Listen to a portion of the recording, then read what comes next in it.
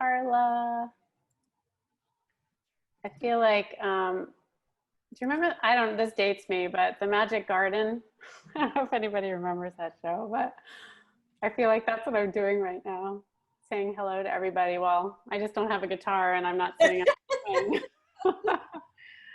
Oh, the good old days. Okay, well, we're about 4 minutes in, so I'll go ahead and get started. Welcome. Yeah, Margaret, please. One thing, and then I'll mute myself.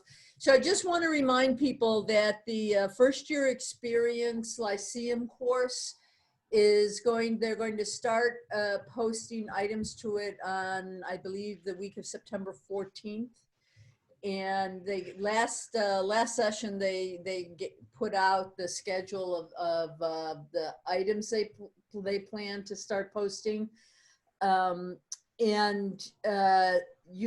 the first year seminar instructors will have access to the course the students are enrolled in. So if you find it helpful to observe how they're progressing, that's great. If you want to point them to specific things like note-taking, whatever the topic is that you think might be helpful. But just be aware they're going to start appearing in the students' Lyceum login during the third week of classes, I believe. That's it. I'm done. Great. Thank you, Margaret. And thanks for letting us set this up today. Oh, you're doing all the work, man. Well, I tell you, it's helping me plan for my own FYS, so and get clear about what it is I'm trying to do. So I'm finding it. I mean, I am neglecting my own syllabus, honestly, but it's helping me. I know, generally. So, so just a few things. Feel free to mute yourself at any time. Feel free to unmute yourself at any time. Stop us. Feel free to, I just found this out during the CBB CBB workshop, that you can hide your self view, which I find really helpful if you don't like looking at yourself while you talk. So you do that by going, I think, under more participants. Maybe it's up at the top. I can't find it now, of course, because I'm on a different computer. Can anybody like tell us how to do that? Hide your self view. Oh, never mind. Oh, there was a way. Huh. You can do it by hovering over the 3 dots in the top right of your picture, and then there'll be a drop-down menu. And the last one is hide self view. That's it, yes. So that's kind of cool. And I don't know, I might have my students play with that a little bit just to see what it's like to be in a Zoom meeting, should we meet synchronously, without seeing themselves. I'm curious to see what happens with their attention. And so you can hide your self view. You can please feel free to show your face live, or just show your sort of save screen and turn off your video. We don't have closed captioning ability, so Bates is not providing that anymore with Zoom. So however, we will post workshop, closed caption this, and post it like we did last time with all the slides and a video of the entire thing. So if you're not okay with being recorded, would you please turn off your video and just know that it is being recorded. And feel free to get up, move around at any time. Last time we talked, in fact, I'll just go ahead and start the presentation right now. And so I'm going to, hopefully I can share my screen and do this and this. Eric, how's that look? Great. Okay. So today is a workshop that I hope is interactive and gets us thinking a bit more in depth, or sort of nuts and bolts around teaching writing in the FYS. We're focusing in on writing assignment design, so super basic stuff about how to design good assignments, particularly meaningful assignments, rhetorically aware assignments, and assignments that are attentive to this current situation we're in a remote setting and or a compressed or condensed setting. And also we'll talk about some collaborative processes, so how to get students working together through peer review, through working with their PWSA, through working with a research person. So what are the ways that we can get them create, having community, building community in our FYSs. And playing a little bit. I get this activity or this idea, which I've kind of adapted from Courtney Seymour, who is my colleague in Information Library Studies services. She presented last time on some information library outcomes for first year seminars. And in a workshop we did for my FYS last fall, she had all the students, she offered Play-Doh to all of them. And at first I thought Play-Doh, but no, this is Play-Doh, like the kids stuff. And she sort of espoused the benefits of creative play and working with your hands while you're mulling over something. And I love that. I mean, my son is constantly playing, and he's now into dominoes and setting them up and toppling them, and sort of kinesthetic art and kinetic art, and really kinetic art, making things go. And so he's kind of into this amazing domino artist, Havesh 5, who has this incredible YouTube channel. She's been like doing dominoes for 10 years since she was 10 years old. And it's given me the idea to, last time we talked about having a 3-dimensional object with you that you bring, and to kind of remember that this is what is on screen is just an illusion of 3 dimension, and to have something beautiful nearby. And so this time I just I encourage you, while we're workshopping together, to think about the ways that you can actively engage your hands and your eyes in doing some movement that's creative in any way. Today, I have brought some Play-Doh that was made by my son's pre-K teachers. I have this really cool stuff called Mad Matter that I love to play with. It's like sand, but it, kind of like, I don't know, it does all kinds of things. It stretches, it falls apart. It's really fun. So I'm sure if you have kids, you know about Mad Matter. And I've got blocks. So I brought some blocks to like just play with at some point. And I also have, of course, dominoes. So I'm just gonna encourage you at any time today, if you want to take a break, or as you're listening and finding yourself, wandering or whatever, play with something. Maybe find something to play with. What's cool, I don't know if you've heard of Rube Goldberg machines, but my son's also into those. You can just build like, kinetic art out of everyday household items. So that's kind of fun too. So, I love the idea of just building a little bit, and the students love this activity. They really, it helped them kind of focus their energy and do the activity that they were being asked to do with with searching for sources. And a lot of them created these beautiful little items. So in the chat, Eric will put up the Padlet link for you to go to if you feel like, and take a picture of your creation and post it anytime today. So, and you can even comment on each other's posts, whatever you want. So that Padlet link should be in the chat soon. And it basically looks like this. All you have to do is click here, take a picture of your item and post it. You can write something. So this is not graded, or I would say to students, this is not graded or anything. It's just simply a place for you to share your creativity as we walk through today. Okay. So again, today your support staff for this workshop, and really it's collaboratively developed between all 4 of us. Dan is unable to be here today, but I will be here, Stephanie will be here, she'll be leading an activity, Eric will be talking, and also Courtney's gonna just pipe in a little bit too, to offer her perspective on working with research librarians in your ILS. So would you just take a minute to kind of gauge how everyone's doing?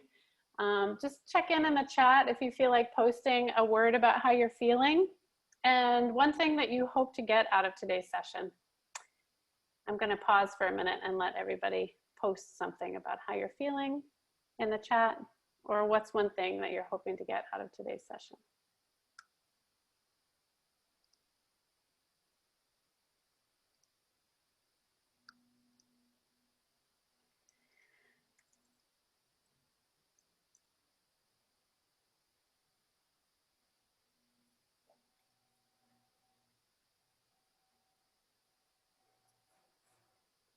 See, overwhelmed and tired.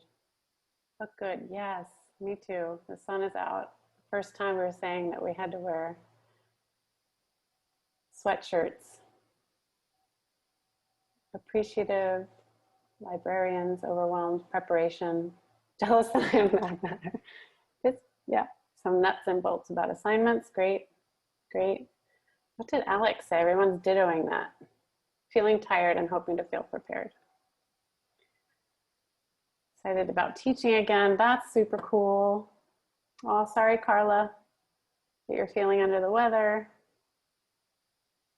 Ideas for assignments. Not hearing from students, I don't worry about that. Yeah, responsiveness. Colleagues' ideas and needs.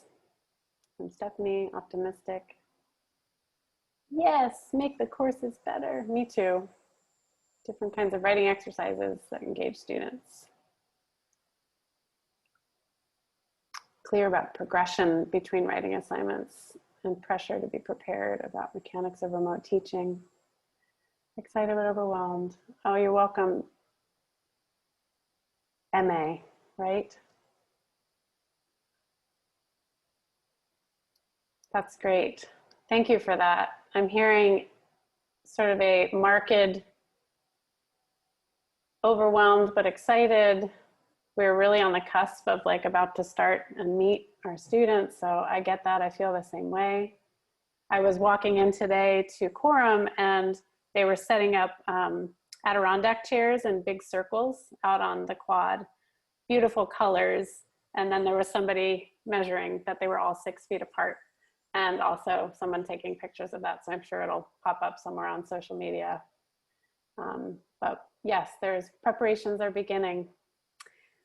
And hopefully today, yeah, we'll give you, I want to give you some time to talk to each other about your ideas, because you have just as good as ideas as I do about writing assignments. And so I hope to give you time to share, ask questions, and again, feel free to mute yourself at any time. And thinking about our writing assignments in the W1 as a way to perhaps help you feel more prepared. All right, thank you for that. All right, so last workshop, we went over sort of the basics of sound writing instruction in the FYS, and we threw some sort of industry language at you, but we hoped that after you've had a little bit of time to sit with it, you figured out ways to maybe work it into your curriculum and your own. I know not feeling like an expert was one of the things that came out of our last group to get our last time together. So not feeling like an expert in writing instruction.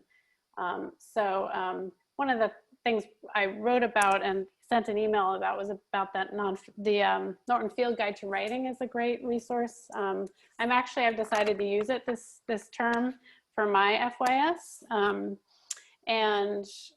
So I would be happy to be a thought partner with you about using that specifically this semester.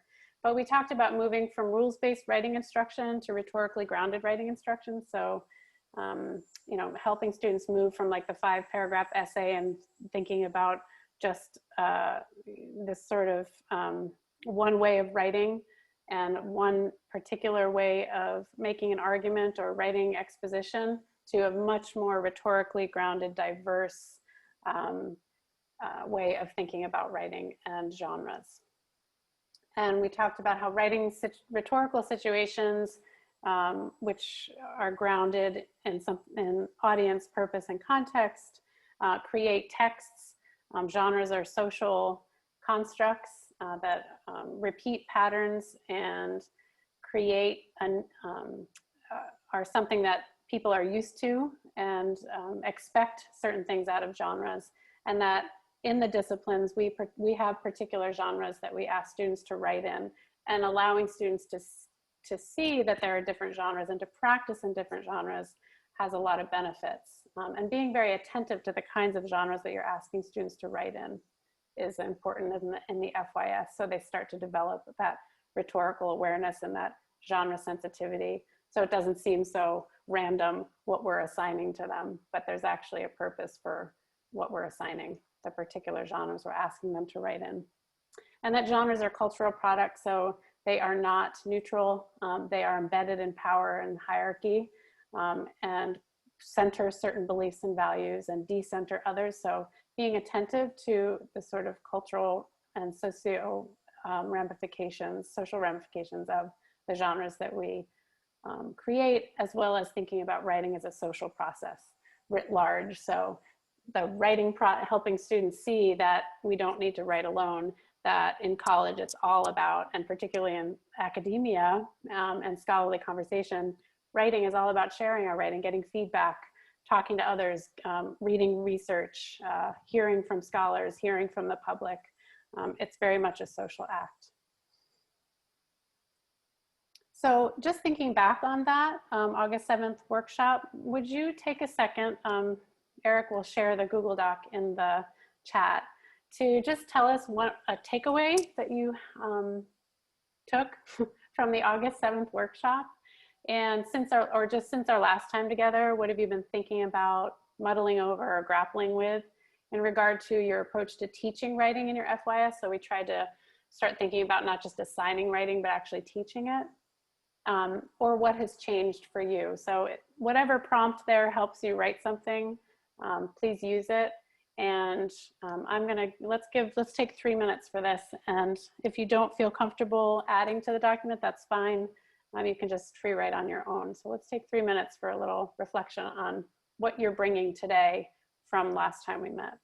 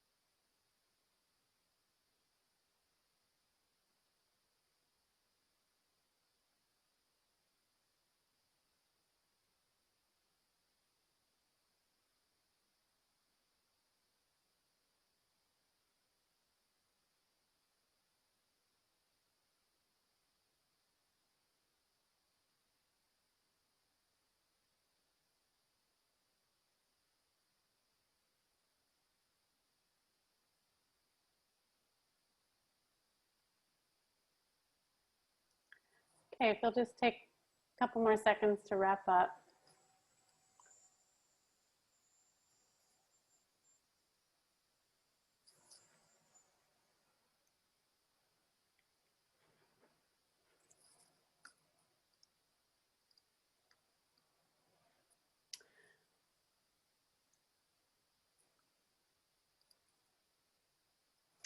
Okay, so in reading through some of the responses, thank you so much for that.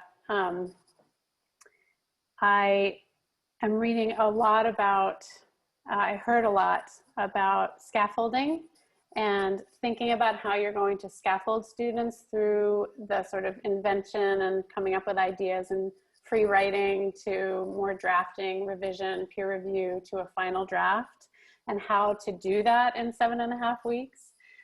So there, a lot of you are thinking through that.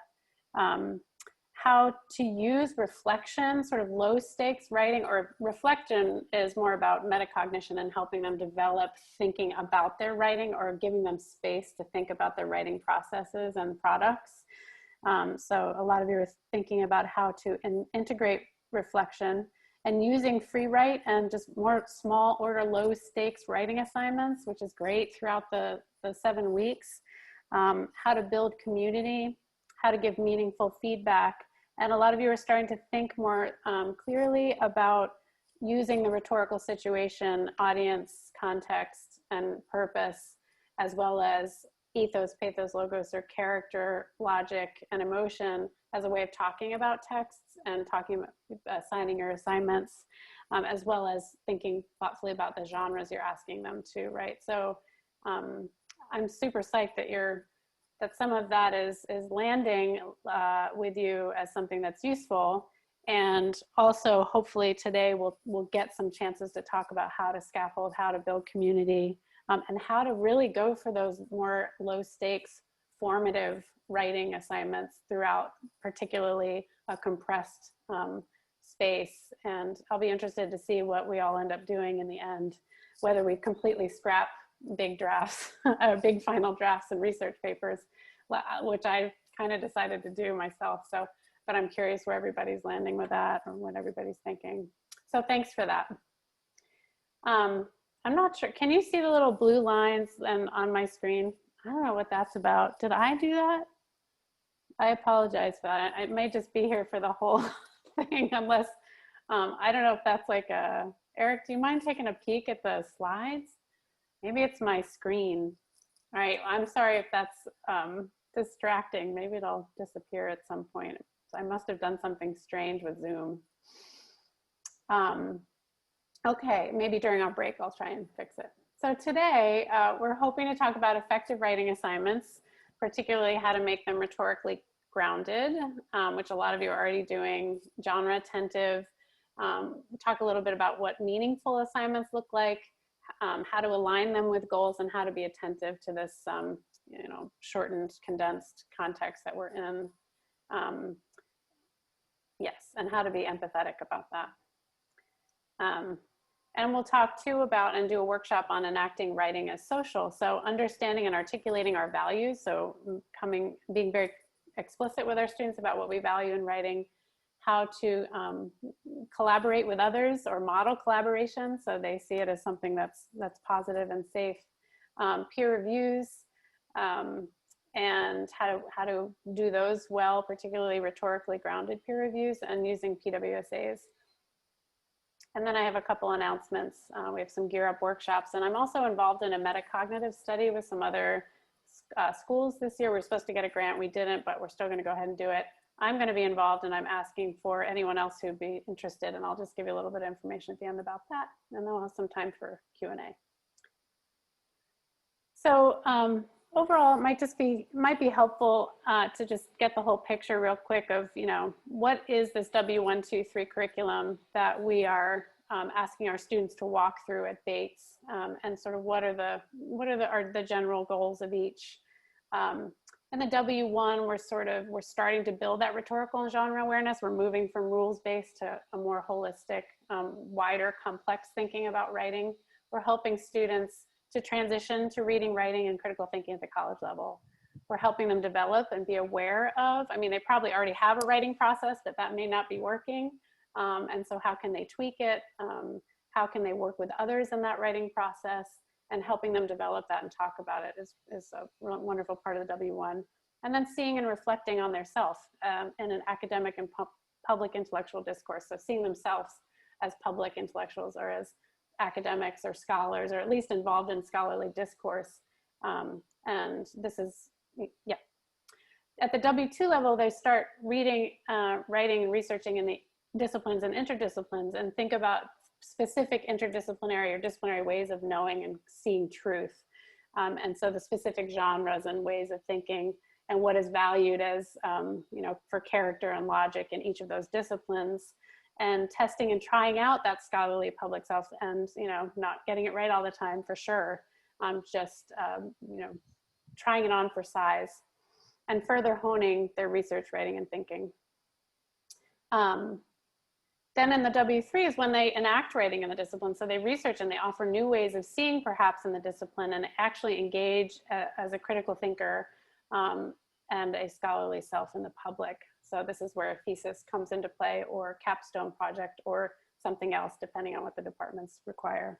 So it just kind of helps sometimes to see that trajectory and to help students understand that trajectory. Sometimes we hear from students that there are so many, they don't know that they're in a W2.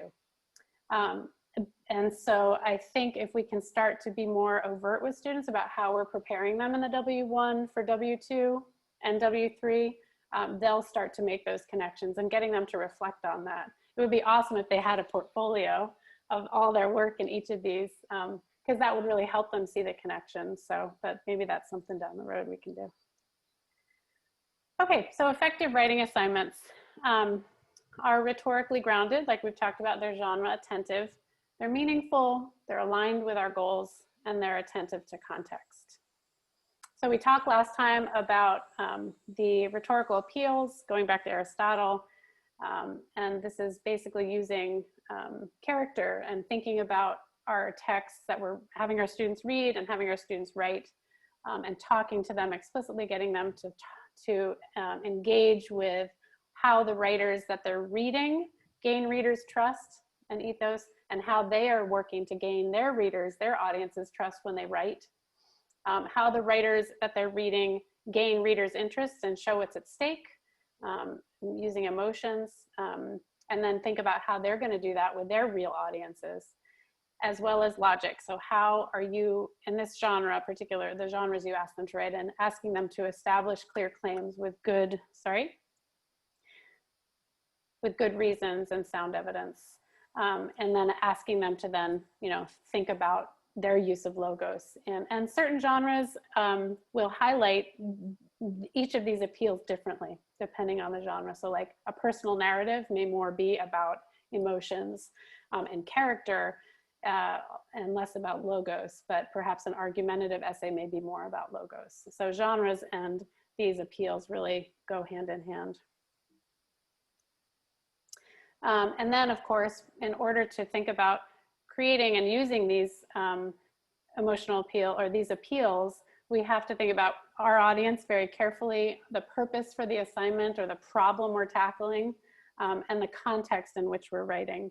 So having students start to use this language will be really helpful for them when they get to the W2. Rhetorical situations, so different audiences expect different texts, or what we call genres. Different genres are created because of different needs and different rhetorical situations that require a certain way of writing, a certain way of communicating. And so these genres have popped up throughout the years and become important in the way that we communicate. And there are expectations for each of them. So it's good to think about the various genres that we can ask students to engage in beyond just a research article. So what does it mean to have a rhetorically grounded, genre attentive approach to our writing assignments and reading assignments? Well, with reading activities, it's really helpful to have students think about the readings that they're engaging in from a rhetorical perspective. This is, Eric can put these links into the into the chat, but these are just some basic resources, some resources for you about how to engage students in rhetorical reading. This backpacks versus briefcases is an article that I believe was in Writing Spaces, which is an open access, open educational resource that is available online. It has one, I think this is, they're up to their 4th edition, and they're all really student friendly. They're readings about all kinds of things that are writing related. So if you're looking for a particular topic like peer review or genre, and you want students to kind of get a sense of that, you can go to this Writing Spaces website. It's a wonderful resource. But this is sort of about— Bridget, can I just jump in real quick? Yeah. We're sharing a lot of links, and I don't want anyone to feel like they have to scramble to get them now. We'll also send them out in a package to everyone that's here and everyone in the group at the end. So don't feel like you have to scramble to get them all. Cool. Thank you. Yeah, so this is about, you know, comparing how we judge our professors when they walk into the classroom based on sort of what they're wearing, what they look like, and that we need, you know, what kind of ethos they're presenting, what kind of logos they're presenting, what kind of pathos. And so getting students to think about something really concrete that they know about in order to then apply it to a rhetorical reading. This is an analysis writing project that I did, a rhetorical analysis, where I had students analyze a text that we'd read all semester together. I'm not doing this text again for various reasons, but I had them turn it into a letter to make a letter to the actual author as a way to make it more real, the audience more real. And they basically took a stance, a rhetorical stance on Anne Lamott and her book, Bird by Bird, which is a text about writing. So I really outlined for students what a rhetorical analysis includes, that there is some, you know, basic information about the text that students should nod to, but that really this is about, you know, thinking about the context of when this text was published and thinking about a thoughtful argument to make about one of the rhetorical aspects of the text. So in particular, how does she engage? How does she get the reader to trust her or not? How does she use logos or logic? What sound reasons and evidence does she give in the text or not to persuade her audience? Who is her audience? And then how does she establish her character or not with the reader? And so they kind of chose, many of them at first chose all those things, and then in subsequent drafts, I had them typically hone in on one of those aspects. So this is like very formal. And I will not do something this formal this semester because of the condensed schedule we're in. But there is one example of sort of a more formal rhetorical analysis. Also, the Norton Field Guide to Writing offers chapters on purpose, audience, and genre, and rhetorical analysis. So students can read the chapters in NFG, or you can assign them and then have some discussions about them, or at least just know that they've read and grounded themselves a bit in these terms. And there is chapter 11 is about analyzing text, which is about writing rhetorical analysis. And there are some just sort of public, what's the term? Sources like magazine articles. I can't think of the term, not academic, but popular articles that engage in rhetorical analysis. So that might be a helpful resource as well. For writing assignments, from a rhetorical perspective, it's really helpful. And the WAC Clearinghouse is another wonderful resource for teachers of writing who are not experts. There's all kinds of teaching resources, not just for first-year composition, but also for teaching writing in your disciplines. So this is a wonderful space to go to for some other resources, should you be teaching, for example, a W2. But there's a nice little handout webpage here on how to design writing assignments. And so a lot of the things that, you know, I don't need to tell you all this, you can look for yourself, and we've talked a lot about it, but thinking about how does it meet your teaching goals is really important, working backwards for those. But certainly making sure that you're very explicit about the purpose, not just what they're tackling in the assignment, but how it fits into the larger scheme of things. And that's really important in this context that we're in. And the assignment, you know, have written instructions, even models, offering some models for them to look at, offering revisions and when telling them when they're going to revise, and how you're going to evaluate it. So yeah, so these are some resources for you that you can go to for helping you design a writing assignment. This is a wonderful resource that Stephanie, my colleague, has brought to Bates, and she will be doing it, I think. She's going to be integrating it into her Gear Up workshop next week about designing effective assignments, and simply being really attentive to making sure, I mean, even I use the words, I probably could do this more clearly even, because I tend to be very verbose. I give too much sometimes. Well, all the time, as you can probably tell. But so purpose, audience, and genre. So really putting that out there consistently in all of your assignments, whether they're really small, like, you know, we're going to do this in class right now. Here's your purpose. Your audience is your peers, and this is a genre. It's a quick chat. So being very clear and how you're going to evaluate it and what you expect. You know, I expect you to engage with it. Give me 5 sentences, and it's not going to be graded. So you can use this format in small and large assignments alike, or informal and formal assignments. But having that consistent verbiage for students helps them make the leaps cognitively from genre to genre if you're sort of consistent in how you're giving them the assignments. So that might be a helpful resource for you.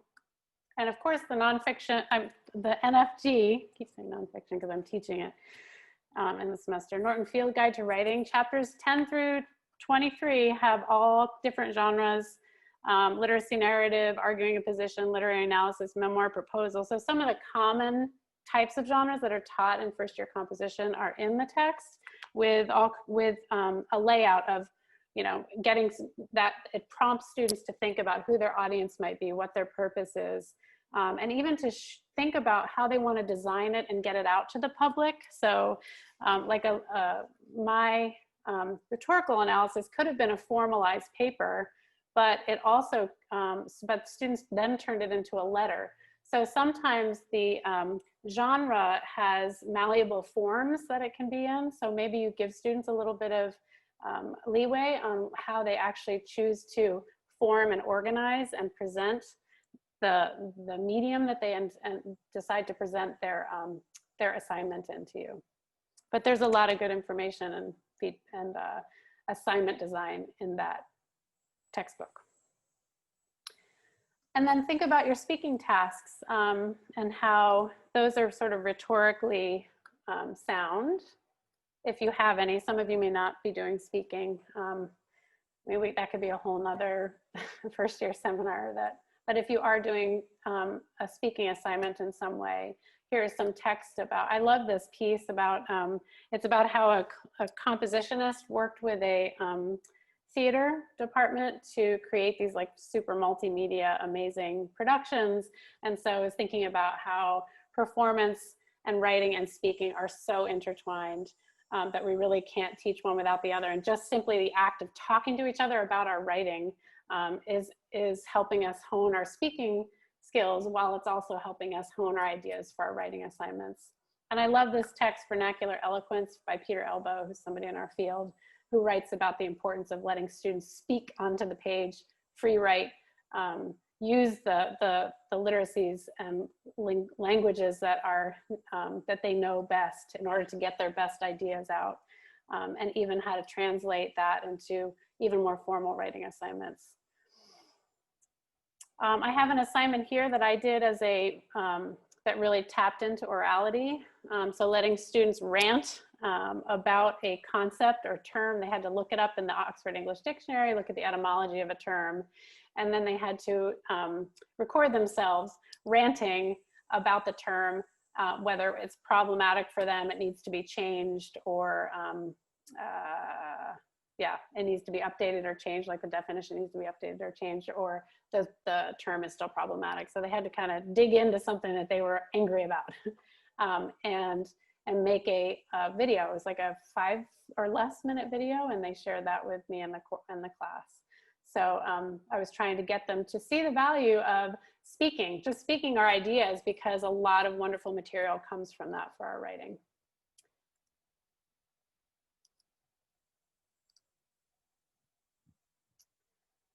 Okay, and then also the nonfiction, the Norton Field Guide for writing has a some chapters on speaking and giving visual presentations, so that might be helpful too. All right, Steph, if there's anything that pops up in the chat, please bring it to my attention, or if anybody has a question at this point about any of that, I'll offer you a moment to ask. Okay. So Michelle Yadiche and Ann Geller and Neil Lerner did a study of around 700 seniors in 2014-15 and published the results of their surveys that asked students one question: what was the most meaningful writing project you ever engaged in college? And it's really made a splash in the field and thinking about how to, why to make our assignments meaningful, and particularly now in the COVID context. And when we think about the CBB conference had us thinking about a pedagogy of care, trauma-informed pedagogy. I think having students engage in meaningful writing assignments will kind of aligns with some of that pedagogical, those concepts. So I just wanted to offer up the Meaningful Writing Project. There's some really fun resources on the website about their project, a lot of good infographics and stuff. It's really easy to kind of navigate through. And what students noted, they also interviewed a percentage of those students, and they interviewed the professors who taught those students and asked them to do those meaningful writing projects. And what they found was typically students noted that these projects were something they'd never done before. They felt connected to the writing they would do as professionals. So whether that was graduate school or a professional career, but it felt something very relevant to them in their future. They were connected to their students' lives and their interests beyond school, and helped them learn or explore course content more deeply. So it was outside school, but yet inside the confines of course content.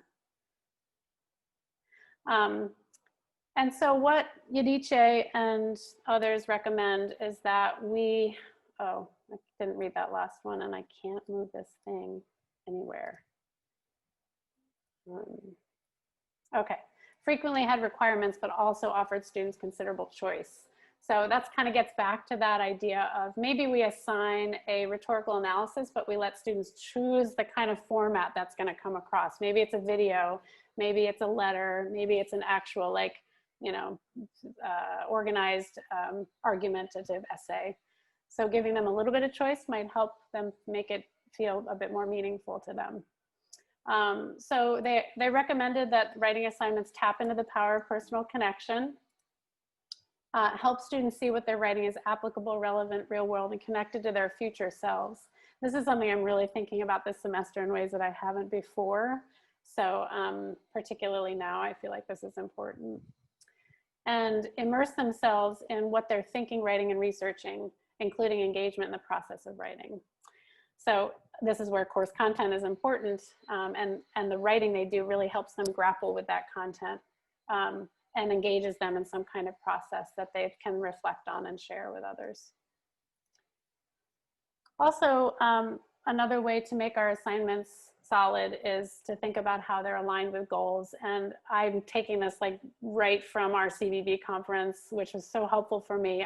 I used one of the course alignment tables they offered, where I put my learning outcomes, and then I said, here are my formative assignments that help students move towards these outcomes, and here are my summative assignments that will help me assess whether students have sort of met that outcome. So they use Bloom's taxonomy, and there was another taxonomy called FINKS. I think it was FINK taxonomy, which I never heard of, which was really neat too. So you can use various taxonomies for your learning outcome development. But they attuned us at the CBB conference to thinking really clearly about our, the verbs that we're using in our learning outcomes to make sure that if we truly want students simply to define terms, make sure that we're assessing them about that particular thing, or we're assigning them assignments that ask them to define. And that I think there's a disconnect sometimes when we are asking students, and I have done this, to analyze or evaluate and in an assignment, but we haven't quite prepared them for that, or they don't understand why they're doing that, or I'm calling it like a definitional argument, and yet I'm asking them really to defend something.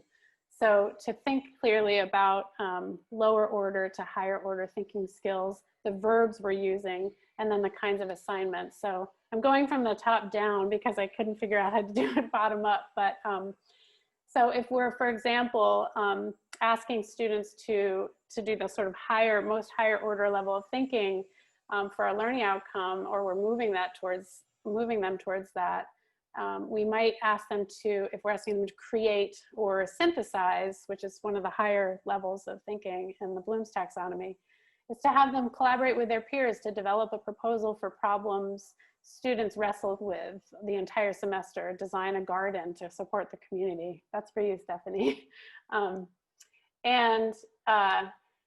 If we're asking them to evaluate or judge a standard decision, make sure that if we want them to do that, then our writing assignment should reflect that. So compare two authors' perspectives, evaluate their use of evidence, and judge or defend the soundness of one. This is kind of where rhetorical analysis sits. Analyze, distinguish between several causes, examine the pros and cons of an idea. That gets students into that analysis level. Application, ask them to relate a course concept to their own lives or use a theoretical lens to interpret a cultural event. Understand, if we want them to simply understand, they can summarize a concept or paraphrase an argument. Or if identify something, they just to remember and show us that they understand, or they've remembered something, they can memorize it and recall it. Identify some causes, define a term, and just rewrite and discuss. So thinking about how our writing assignments are aligned with our goals will also help us think about like what's most important here, and how can we build our students towards something larger with lots of small, low stakes, writing to learn assignments, formative assignments that let them grapple with these things. And then maybe when do we bring them to something more complex like analysis or evaluation, and how far do we go in the FYS with this material or with this taxonomy? Bridget, I have a question from the chat. Totally. Which is, how many formal assignments, writing assignments, speaking assignments would be appropriate given the compressed format? And I'm sure that's on many people's minds. Yeah. I don't have an evidence-based answer myself. I'm drawing upon my own experience in short term, an experience I've had teaching 8-week online classes. My short answer was also, it depends on how elaborate and complex your formal assignments are. But I just wanted to pause so you could offer an answer, and we could also have other folks chime in. Yeah, I would love to hear what you all are doing. I have been, I know Dan Sanford, our colleague, has been doing a lot of research on this and looking at the research on it, and his general recommendation is more writing, but smaller stakes. And so again, I don't really have an answer to that. That's, beyond that specifically or research-based, but I am leaning towards, as someone who's been teaching writing a long time, 2 or 3 small, low-stakes writing assignments a week that will slowly build students up to something, a sort of more formal assignment. I don't know. As I'm saying this, I'm like, I don't even know if I want to do a really heavy formal assignment. I know I want to do an electronic portfolio where they talk about, they're going to focus on a question, like who am I as a writer? Who have I become? Who am I becoming as a writer? And who do I want to be as a college level writer in the future? And so they're going to grapple with that question with various readings and thinking about what other writers write about that. and some collaboration with each other and discussion with each other, and research that's sort of a little bit academic, but also public intellectual research about what others say about in response to those questions. And in the end, they'll probably have a portfolio of 3 to 5 smaller stakes assignments that they polish, maybe 2 of them, reflection that kind of says how all of those smaller stakes activities help them get a little bit of a deeper appreciation or understanding of their response to that question. So it'll be a collection of 3 to 5 assignments, 2 or 3 of which they choose to polish and refine, and then maybe a reflection, definitely a reflection on all of that, their process, but also how doing those assignments help them respond to that one particular question. May I ask something? Totally, please do. Yeah, if that's okay. One of the things that's interesting about the number of assignments, I like the idea of 2 to 3 assignments a week. That sounds interesting to me, but smaller stake assignments. But, you know, one of the things I'm anxious about overcoming is finding a way so that the students aren't simply spectators, right? That they're engaged. And so I'm trying to find ways to engage them. I mean, you can do that in one sense in a classroom, where there's a kind of physical presence and dynamic. So some of your suggestions are really helpful in thinking about ways of engaging students to say, hey, just like you're having us do something on chat, can you write 1 or 2 things, 1 or 2 lines about your response to this particular idea? Having them do that individually, but also having them do that in sort of breakout groups, which is something I'm still learning how to do, how to, divide 15 students up into 5 groups of 3 and then having them report out. But again, I'm trying to negotiate this thing of, which I feel is kind of negative, which is having them be spectators, but also having them be engaged, and using writing as a way to do that and speaking as a way to do that. So I'll stop there. I love those ideas. Does anyone else have some thoughts about what Marcus said, or anything else about that tension between, or getting our students to engage through writing and through speaking and through small assignments? I can start us off very quickly. So I've been much influenced by a book written by Peter Elbow, who Bridget had mentioned earlier, and Pat Belanoff. And the textbook, I think they wrote it in the early 80s, is called A Community of Writers. And so laying the groundwork that the students together are this community of learners together. And so they are learning about the course content. They're learning about what it means to be a member of an academic community and a member of the Bates and Lewiston community through these chats and through these informal assignments. Then makes them active participants rather than spectators, and formalizing that by framing some of the informal assignments to have them document what they're learning from each other is another way of doing that. And then I'm aiming to more formalize that by, in one of their formal assignments, really directing them. They're going to be giving presentations, so they're going to have to take notes on each other's presentations, so they're actually learning from each other. Then they'll have time to investigate some of the sources that their classmates have brought to the presentations. And so their formal paper will be a position paper where they take a stand about what they learned through their research and through listening to each other. So I'm trying to build that in a number of ways. Thank you. Great question, Marcus. I'm happy to hear what other. Does anyone want to add anything else or have another question related to that spectatorship versus community engagement? I know it's something we're all working on together. And hopefully some of the ways that we're asking you all to engage is helpful. I mean, we're going to test out breakout rooms, for example, today. This is my first test. I'm going to, I keep trying just one more thing every time I do this, one more little thing that is with the sole purpose of trying to create community. Okay. All right, so thank you for that, and hopefully some more responses and more ideas will come up as we continue to talk.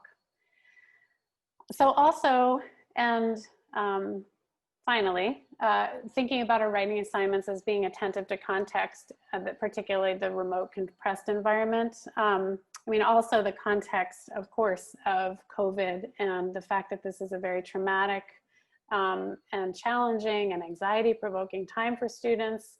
I think offering them clarity in their writing assignments will certainly help. Offering them community in your course will certainly help. And I encourage you to look into some of the trauma-informed pedagogy and pedagogy of care resources that were made available at the CVB conference. And maybe I can find some of those to share out too that I found helpful. And I know there are writing researchers who are thinking about this now. In fact, I attended a workshop on that at the beginning of the summer for bringing care, a pedagogy of care into our writing classrooms. So that's a whole nother area of research that we can kind of tap into or be aware of. So this is from Dan mostly, and he did all, like I said, did all this research on sort of how to teach writing in remote and compressed environments. And this aligns with pretty much all the things that we've been doing. And generally this kind of instruction and pedagogy is good anyway, but particularly in W1, W2, and W3 courses. So a consistent recurring pattern of writing assignments and activities. So like we said, like that page design, purpose, audience, genre, expectations, and just always have, or whatever it is that, whatever form you put out to your students for any writing assignment, if you make that consistent, that's really going to help them. Clear plan for feedback with frequent formative responses. And Dan has a whole video on this, which I'll point you to, about how to not kill yourself with giving feedback and how to sort of gauge pointed feedback or group feedback on smaller stakes assignments. And then maybe just very pointed feedback on the larger formal assignments, so that again, you're not, because giving feedback more frequently is certainly part of a remote compressed environment, and doing that on lots of large writing assignments can just be super taxing. So take it easy and give less feedback, but very targeted. And again, Dan has a video on that, which I found pretty helpful. Providing students with ample discussion of and collaboration on their writing. So this is about giving them a community to write together in, even spending time writing together in your classroom when you're all together, and then discussing their processes. And also, so it's not just how they did it, but also what ideas they came to mind after they did the writing. There's some wonderful, easy writing to learn activities to gauge learning and foster that engagement that you were asking about, Marcus, in writing studies across the board. So I have a couple links to two particular websites. This is at Drew University about writing to learn pedagogy, which very much is about sort of formative assignments that allow you to kind of see where students, what they're learning, what they're getting. They're small, they're easy to integrate. And it helps students grapple with content. So when should I assign them? And then here are some activities that you can engage, like write a brief explanation of the main ideas of the reading for the student who missed a class.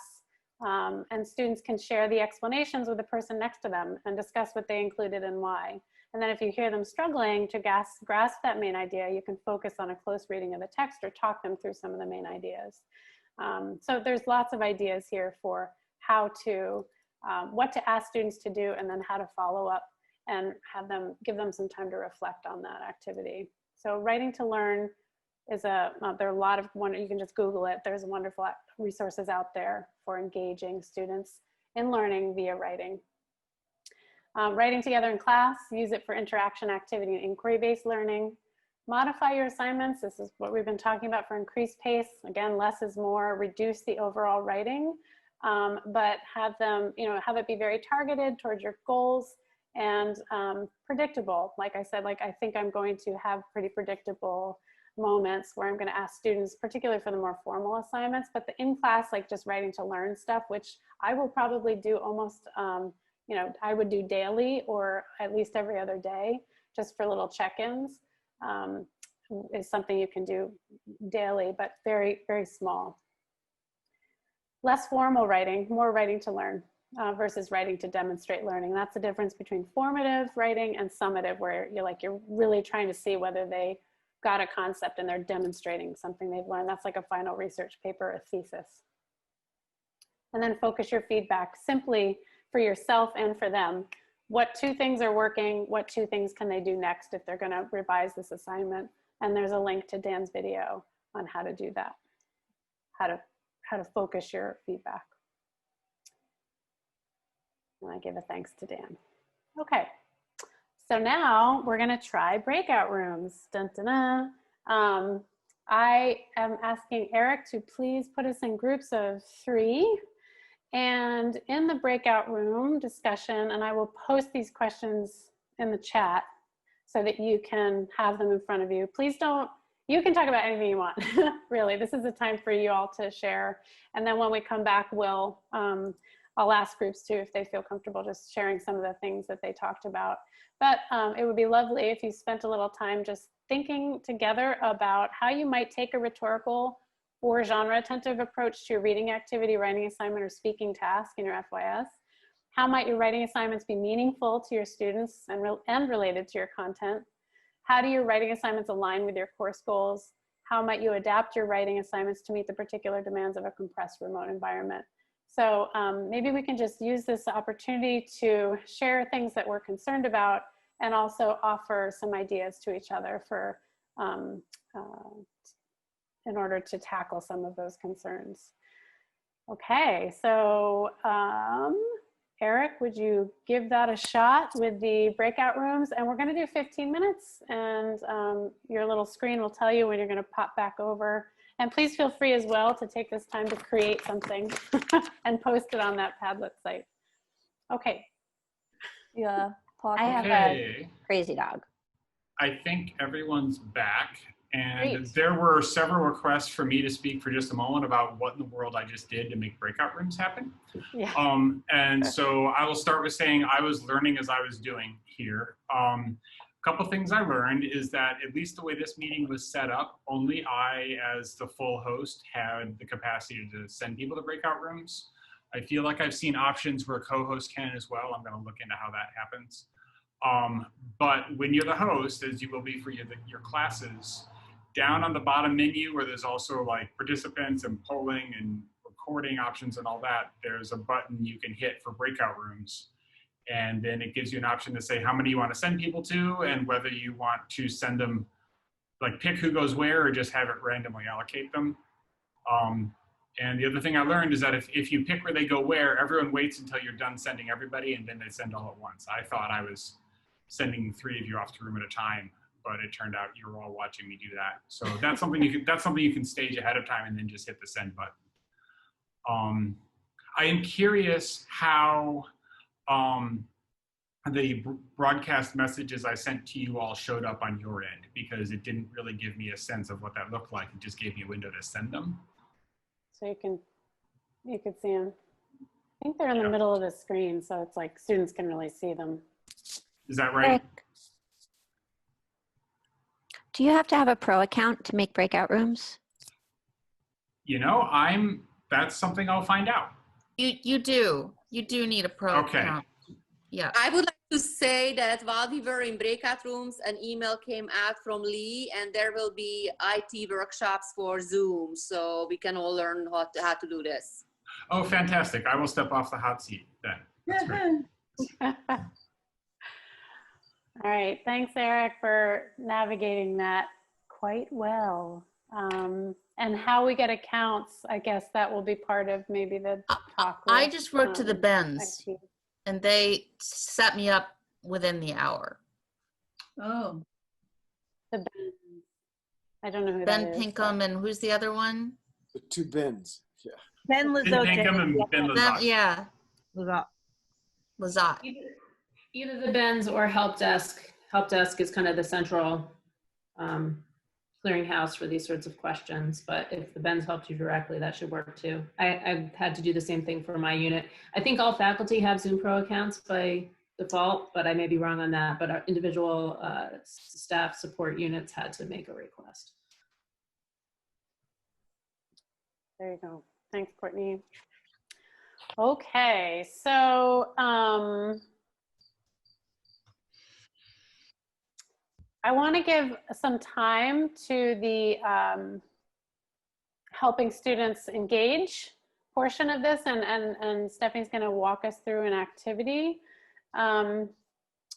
So does but I want to give a moment for, let's do 3 minutes. Does anyone have anything they'd like to share about their writing assignments and things that they're thinking of changing, conversations you had around what you're thinking for your writing assignments to make them more sound and rhetorically focused or meaningful, doable for your students?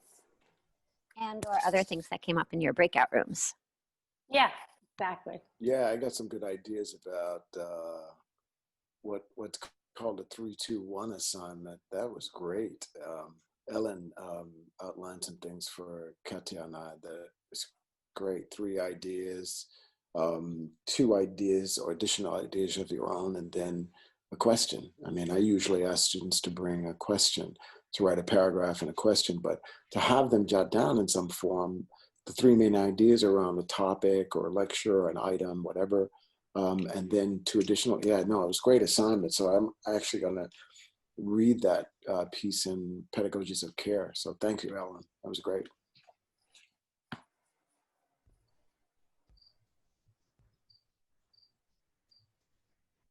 Anyone else? You can just unmute yourself and talk. Well, we talked a lot about how to balance, you know, teaching a topic and teaching a subject with writing. I mean, it was interesting to hear you, Bridget, because your course is all about writing. And then for some of us, we're kind of actually delivering some information and talking about the information in addition to writing. So how do we integrate those? That's great. And I mean, I think one thing to take away from this is that using writing to help your students engage with your content is teaching writing. Right. So, yeah, don't feel like you're sacrificing one for the other so much. Yeah. Any other thoughts? We have 1 more minute, maybe 1 more share. May talked about a zine, which I'd never heard of, which sounded like a really, really cool sort of creative way for students to do some writing. So that was neat. What was that? Who shared that? Andy? May did. Oh, nice. So yeah, if anyone has questions, I'll direct them to her, but it was pretty cool. What's the gist, May? So, and I have to do a nod to my daughter, who has been working on zines with an arts collective in New York, and all mostly around social justice. And it's a way in a FYS that's about more sort of focused on cultural studies, to have students for their final project choose a topic that they're interested in and maybe hopefully create something that's meaningful to them, where they do some research, maybe some interviews, and then they'll produce something and they'll actually do even a collage project and produce a very kind of, very rudimentary printed thing that will become folded and could be distributed across campus. Cool. That's great. Yep. There's a lot of stuff. I know there's research, ideas about zines and using them in your classes. So and you can Google that as well. Great. Thank you. Okay, great. I hope that we continue to keep sharing ideas, maybe even build a database of ideas around our writing assignments moving forward in this year and others. I think that'll be particularly wonderful to share with future FYS instructors. And it's just been something I haven't had time to do. So maybe that will be this year. All right, so let's talk a little bit about engaging our students as social actors in our classes. And some of the ways we might consider doing this are being clear that we understand what our student values are. This kind of engages in that pedagogy of care, articulating what our values are to students, and collaborating with ILS, engaging our students in peer review, and using our PWSAs. I don't know if you mean to share your screen. I don't see your screen. Sorry about that. Yes, thank you for that. Share screen from share and present. Okay, so that's what I just did. Okay, so we talked last time together about how writing is social, and that we are trying to get our students to consider themselves as writers and to reflect on their writing process in our courses, as well as to consider the values of their readers, and that those readers hopefully are pretty real readers, or at least we're setting them up to consider real readers. That they think about primary and secondary research as social, just getting curious about other ideas, seeking out and listening to them, ethically attributing alternative voices and perspectives, so scholarship as and research as social, and then regular old class discussion and feedback that they get from us and from each other. So engaging in lots of community discussion and feedback around writing and content in our classes. All of this engages students in the writing as a social process and helps them see that it is, or reminds them that it is. So understanding what students value, there are several ways we can do this, and you probably have your own ways for engaging student values and understanding where your students are coming from. We've already done this in our preliminary advising meetings with students, in the sort of technology setup surveys we've sent out, and just starting to get a sense of who they are, where they're coming from, what their challenges are, what their hopes are. And there's so many ways to do this. But in particular, I do some activities to get a sense of what students value in writing, about themselves as writers, what they think of as good writing, and that's a really interesting conversation. There's a great resource, I should have put it up here, I'll share it, Bad Ideas About Writing, that Stephanie showed me and that I use in my class. So it's sort of all of these student-facing essays that attack things like, you know, the 5-paragraph essay, or I can't use I in my writing, or I have to have a topic sentence that then, you know, or my thesis has to appear at the end of my first paragraph. So all of these things that they believe about writing to be true can lead to some wonderful discussions about, okay, rules-based moving to rhetorical approach. So I've offered this up a couple years ago as part of the Common Read, a socio-cultural ethno-linguistic letter. It's a pretty formal assignment, but it's just asking students to write you a letter that only you see, that talks about some personal stuff, you know, their given name, their pronoun preference, where they're coming from, continent, you know, geographically, their dialects and languages, if they want to talk to you about who they most strongly identify with racially or spiritually, that what interests them in the course, do they have learning preferences, and looking at the course learning outcomes, et cetera. So these are ways to sort of get to know our students on a more personal level, and this is meant to be a low stakes assignment that they give you. And as a model, I write them a letter that speaks to all of these things in my letter to them first, and then literally they put it in an envelope and gave it to me in class. So it was a real exchange, but we may not be able to do that this time, but we can do that in multiple mediums. And then to reflect on that. And that really just helps you understand your students more deeply so that you can engage all of their different, you know, neural differences, think about their ethno-linguistic assets that they're bringing, and their maybe cultural and social views might help you kind of gauge some of your teaching. Literacy narrative is something that's really common in first year composition courses, where students write about either people or texts that have made a real impact on them, and they tell a story about that, so that you get a sense of their sort of what they value in writing and reading and speaking. Some people define literacy more broadly as something like literacy in football terminology and lexis, and how football players speak to each other, or how coaches speak to the football players. So I've used it to help students see literacy more broadly, beyond just writing and reading. But here's an example of Steph's literacy narrative assignment, mine, and also chapter 10 in the Norton Field Guide has a literacy narrative assignment. Bridget, we have a question Yes. about the prior assignment from Erica Rand. Yes. Erica, would you like to pose that?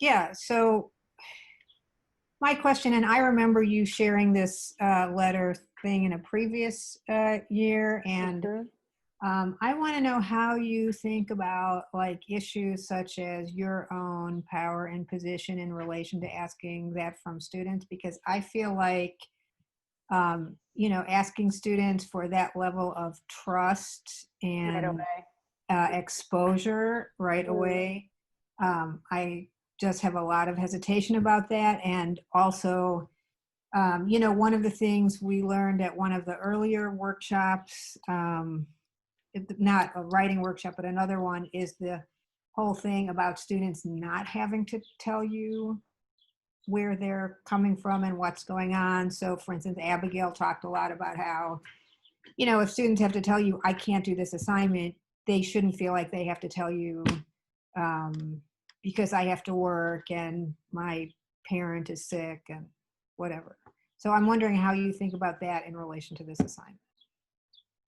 Thanks for bringing that up. I was not at that workshop, and that changes my perspective actually a little bit on this. So either you've established that trust with them, and maybe this is not the first thing you do because you haven't established that trust, or you just don't do it because it is making vulnerable students who don't feel comfortable. And I do have a power dynamic as an instructor.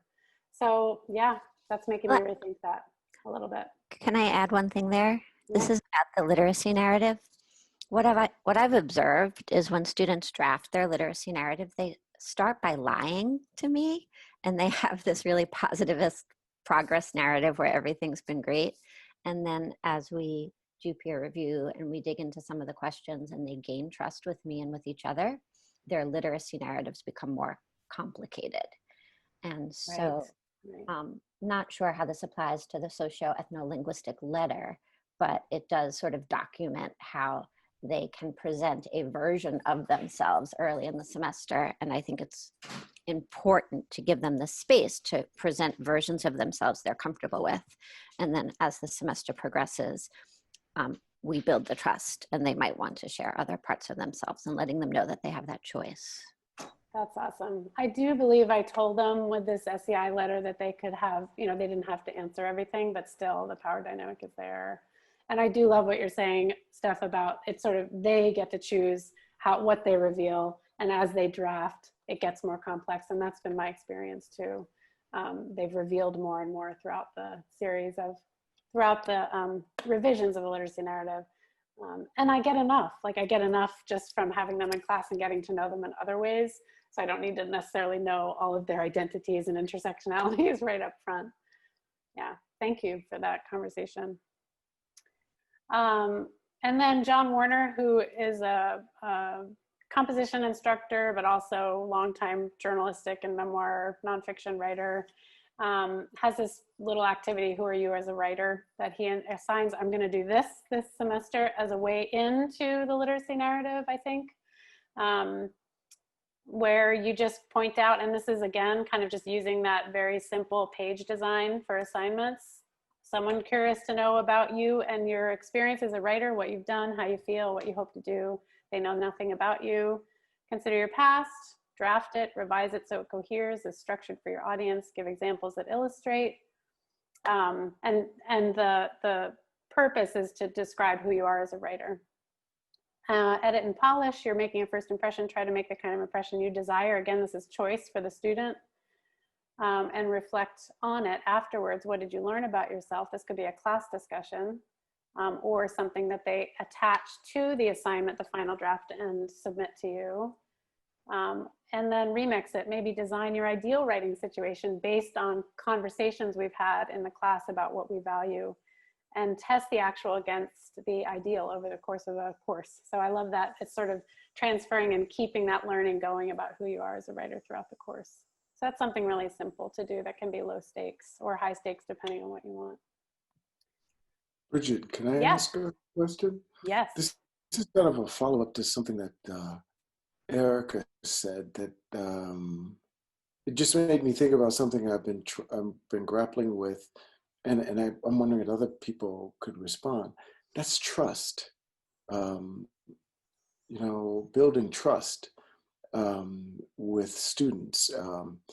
And I know we've been talking about some exercises that enable us to do it, but you know, in the breakout group, I said something about trying to grapple with spectatorship on the part of students, or passivity, and even dealing with anxiety.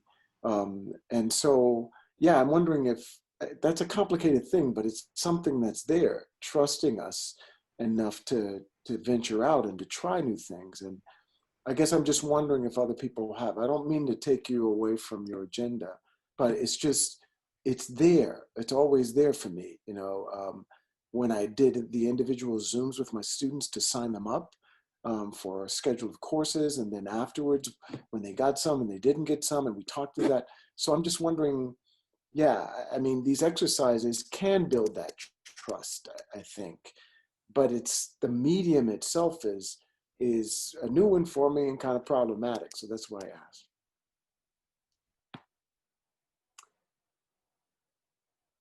Yeah, does anyone have a thought on that they want to share? I didn't mean to ask the impossible question, but it's just, you know, you all, you know, when you talk about scaffolding and building these projects, I mean, I see that as a way to establish trust as well. But it's just that, you know, for example, you know, and this is about pedagogy, but I in classes, I don't call on students. I'll pose a question and I allow them to respond, but I don't call on them. I know their names and I can respond and be in dialogue with them, but I've never done that. But now I'm thinking about doing that.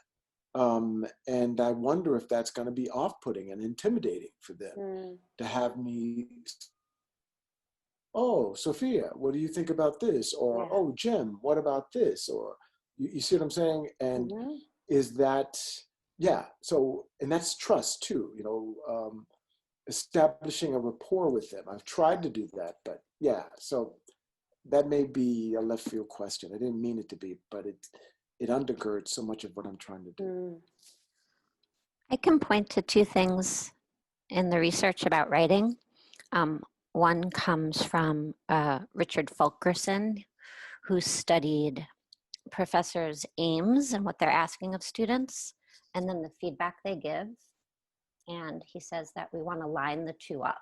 And he uses this fairly dramatic example of a student who was asked to write something personal, and I think writes about losing someone in the life. And then the professor's comments are on the punctuation of the final paragraph. So he says that's this mismatch. It's very dramatic, and I don't think this is what we do, but being mindful of what we're asking and then how we're responding is one strategy.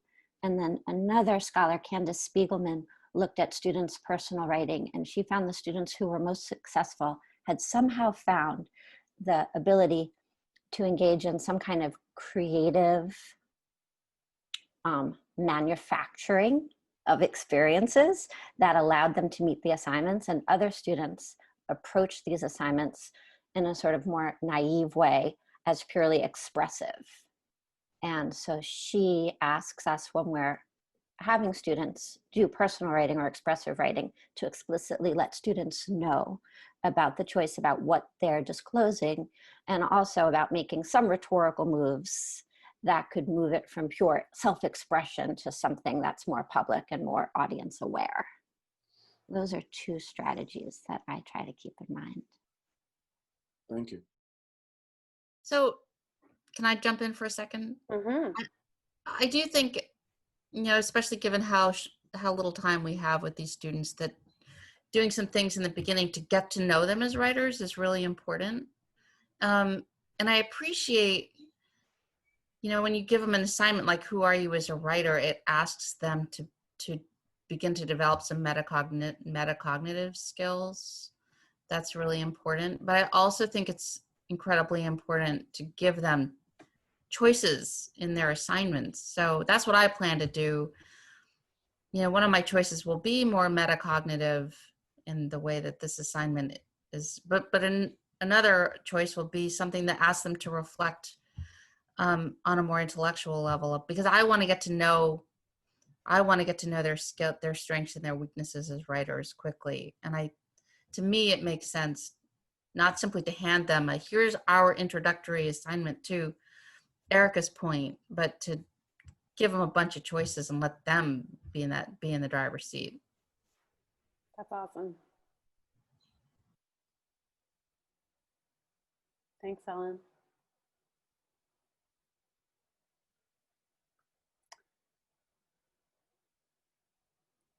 Okay, so building trust before we consider the assignments and considering them carefully and giving them choice and being clear about what we're expecting.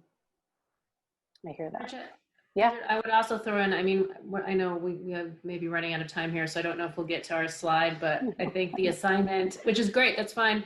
The assignment that Bridget and I did, the work I did in Bridget's FYS last year, it was on autoethnography. So there was already this sort of layer of vulnerability about that class. And I personally chose to come in with a research example that was about my own experience. I used to do this at my previous institution just by relating to students saying, you know, I was an undergraduate at this institution. So perhaps we have something in common, I don't know. But this was my experience of coming into this class. Last year it was, I'm brand new to Bates, I'm brand new, you know, like they were walking onto campus the first time, as was I, and I had, you know, some major life changes that brought me here, and I shared those with this class, and I think they were fairly responsive to that. So, I mean, that's a very basic thing that comes from my, you know, my management training more than my academic side of, you know, leaders go first. So to the extent that, I mean, it's a very simple thing, but to the extent that you feel comfortable, if you're vulnerable about your experiences and your identity as a writer, I think that that can help drive the students forward with their own vulnerability. Yeah. So sort of what level you're comfortable with sharing matters, and particularly in response to what you then ask of students to disclose. That's great, so helpful, thank you. All right, we have 10 minutes. So let me just say that we've done a lot of work around what we value at Bates. And these are frameworks that you can use, pick apart, develop, discard, but they pretty much outline sound writing instruction, or at least the things that we want students to be focusing on in a W1. You may not focus on, you may choose to only focus on the writing process this semester, or a sense of audience and purpose. So don't feel like this is a rubric that you have to use or engage for every single assignment, but you may offer it at some points, or at the end of the semester, once at the beginning, once in the middle, for students to have a language about writing, or for you to, that may be helpful. And it relates to everything we've been talking about. So this is not something that is prescriptive by any means. It's just something that I put out there when I first started here as a way to get my head around what was happening in the FYS and what we value. There are also some other research-based ones in our field that we'll provide links to there. And Courtney and I feel like I want to get to Stephanie's. So Courtney, this was just an activity that we did with students about researching sources. So I highly recommend you collaborate with your research librarian in some ways this semester, and you can take a look at sort of what Courtney and I did on that slide. And Steph's just going to talk to us briefly about a rhetorical reading to prepare students for peer review. Thank you. I'm going to go through this pretty quickly because I'd like to save some time for questions and answers. So what I did here is I found a very short article from Inside Education that I want us to read together rhetorically, so we get this experience of rhetorical reading and get a sense of the sort of questions we can ask students to help them read rhetorically. And what rhetorical reading does is it helps us move from somewhat tacit knowledge that we have about texts to more explicit language about talking about texts. And if we practice this with our students about the course texts we assign, we can help them develop this fluency and then ask them to apply this analytical framework to each other's work and to their own work when they're engaging in peer review. If you've done peer review with students before, you might have noticed that one of the most frustrating things is that they'll just give each other very insubstantial feedback. They'll be like, well, that's good, or that's bad. And partly that's because they don't quite have the language, the analytical skills, or the confidence to give each other more substantive feedback. So these sort of activities can help them move from good and bad to you're making a strong emotional appeal, so I see what's at stake, but I'm not sure what your central claim is. And then that's more helpful feedback for them. And so I'm not going to have us read this all together. Bridget, can we move forward? You can do this activity on your own.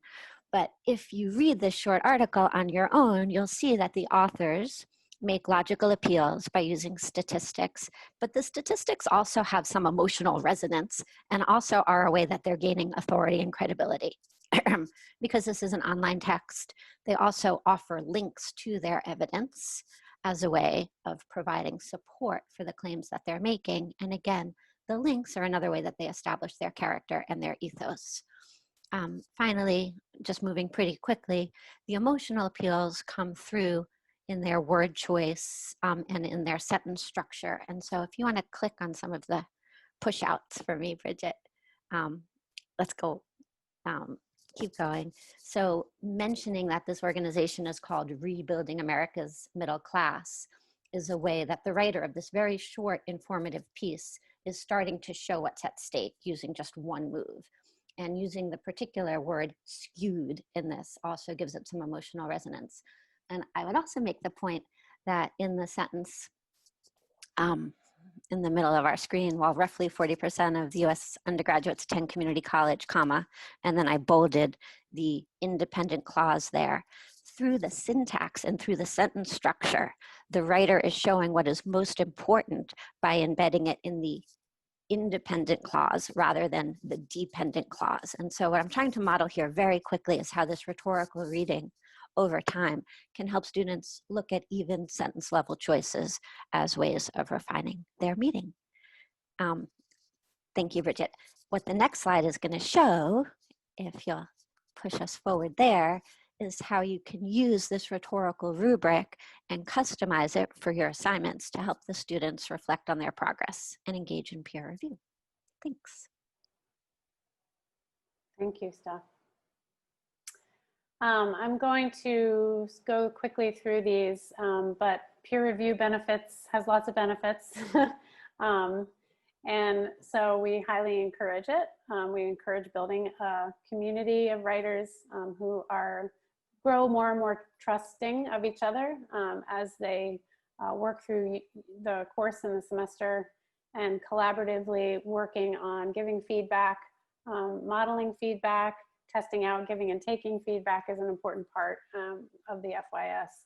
And so it's something that we hope that you attempt to practice a few times in your FYS. And you can also tell students why it matters.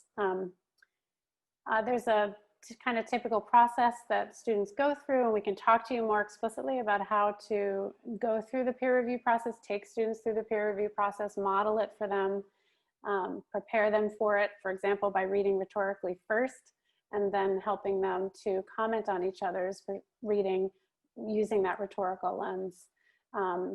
And then offering time to share and discuss their feedback and to offer some and receive it, and then also reflecting on the feedback, integrating it and thinking about the next steps after peer review. And I do this in small versions, and then my peer reviews kind of grow deeper and more complex as the weeks pass.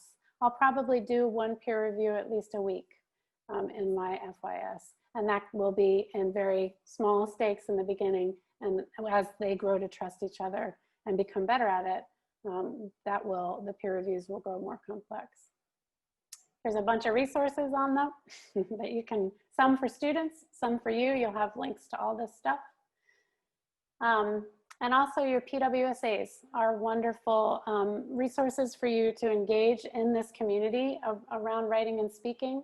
When we train our PWSAs, we are really trying to get them to think about helping first-year students become better writers, not necessarily get an A on a paper, but to talk with them, converse with them, offer their empathy and experience, and their willingness to see the thinker, writer, and learner behind linguistic issues that will ultimately be the most benefit of the student. These are in the words of Dan Sanford, who just wrote a wonderful book on peer education, and we're actually going to be using it for our training of the ARC tutors. And we forward or talk to students about sort of, how to focus in their discussions with student writers. You can see that grammar usage and mechanical choices, and we do see them as choices that writers make, and try to engage students in the choices that they're making in their sentence structure, why they chose this term and not that, versus saying that's wrong, this is right. Same thing with how something coheres, the structure of paragraphs, the organization of content, the development of ideas, and the genre and kind and context of genre that students are writing in. And we train, work with our PWSAs in learning how to ask questions at each of those levels in order to engage in conversation around the student and the tools and skills and moves they're making in a piece of writing in order to make it more succinct and more meeting the demands of the rhetorical situation. I think we have 2 minutes. Okay.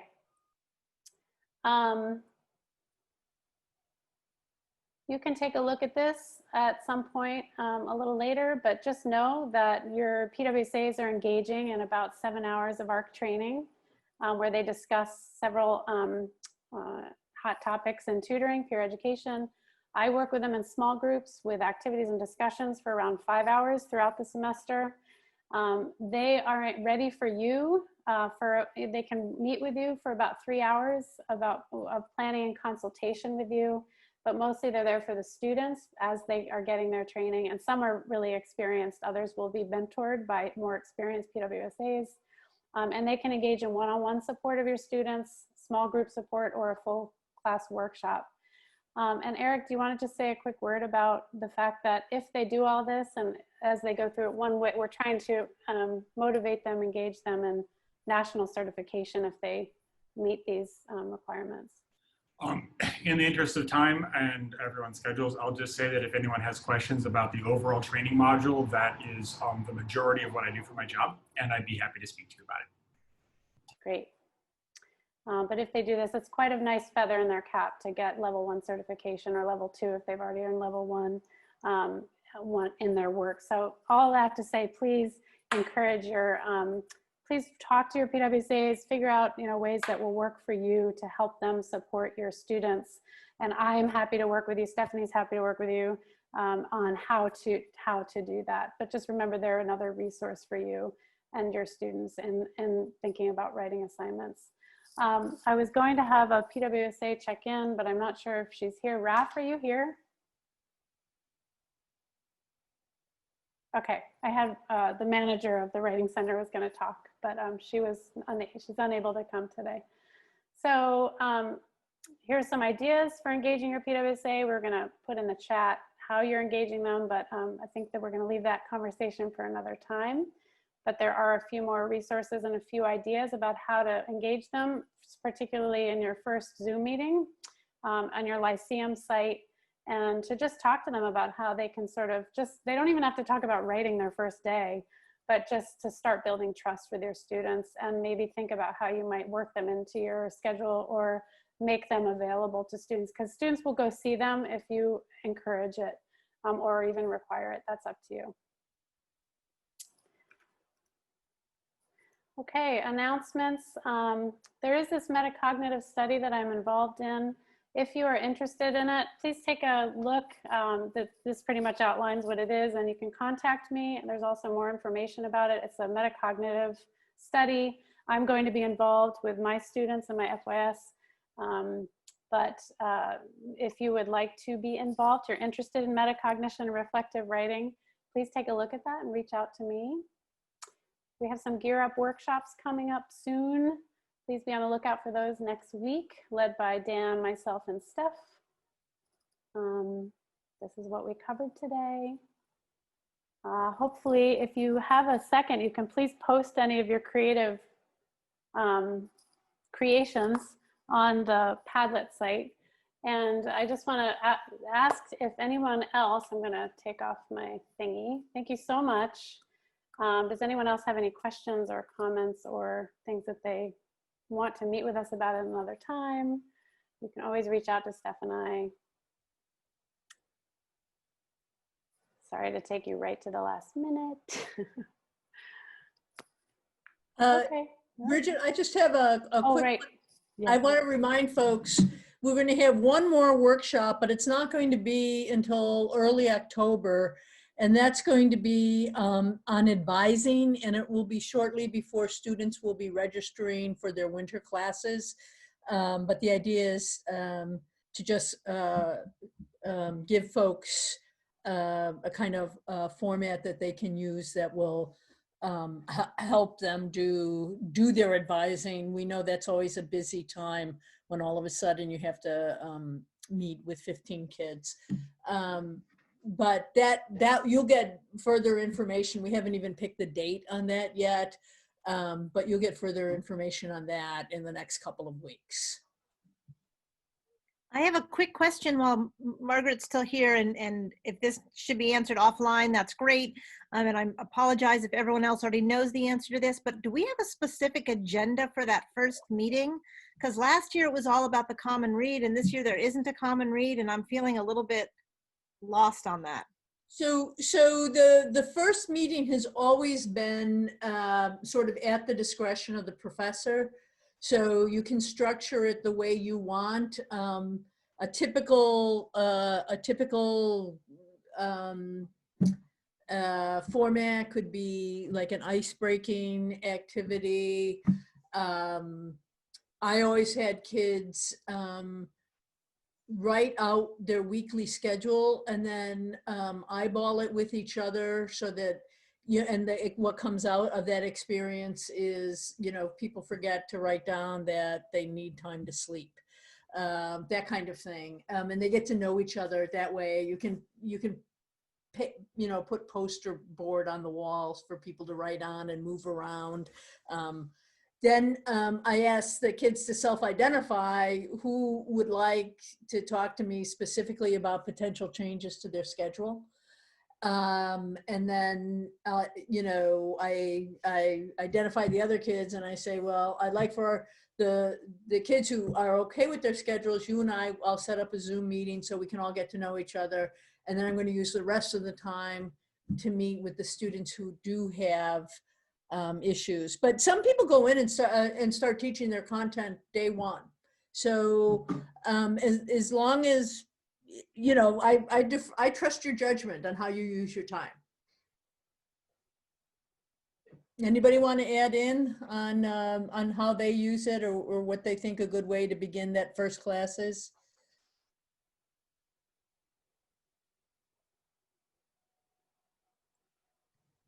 Everyone trusts your judgment too, Andy.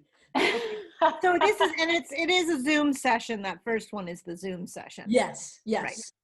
And you can, you have that breakout room option. So one thing you might do is like find kids who are all living in the same housing unit and say, okay, I'm going to put you in a breakout room and ask you to address this and let them get to know each other, because I think the structure of their social lives are going to be much more dorm dependent this year than they would typically be at Bates. Great, thank you. I appreciate it. Sure. Margaret, is there a place to go figure that out, where they're living? It should be in Bates Reach. Oh, Bates Reach. Okay. It'll say, and it may even be in Garnet Gateway where their campus residence is. Okay. I like so that you could, idea. you know, prepare 4 or 5 breakout sessions, or 2 or 3, depending on how the kids are aligned. But you could, you know, you could have them count off and just put them, you know, everybody who counted 1 in one group. There's, you know, with these breakout rooms, you can be as inventive as you would be in the classroom about dividing students up into groups to get them to know each other. Yeah, and your PWSA, if there's anything you would like to use them for in that sense, like just to talk about whatever their experience was last year as a first year, that's sort of the, you know, modeled a little bit of that vulnerability as depending on what they're comfortable with, and just talk to them just like peers. That's a great moment for integrating PWSA support. And I also think the entering first years this year are going to be looking to the PWSA and the JAs for a lot of direction and